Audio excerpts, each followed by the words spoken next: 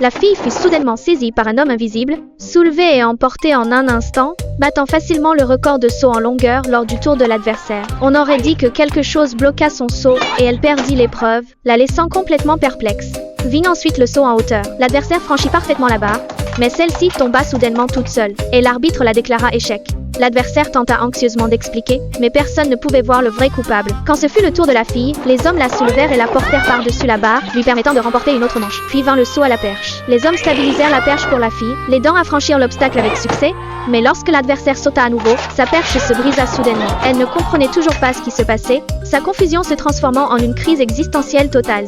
La dernière épreuve était la course de relais. Au départ, l'homme invisible a distrait l'adversaire. Bien que la fille ait pris une avance initiale, l'adversaire l'a rapidement dépassée. L'homme invisible a attrapé une bouteille d'eau sur un spectateur et l'a échangée contre le témoin dans la main de l'adversaire, forçant l'arbitre à rappeler l'adversaire pour récupérer le bon témoin.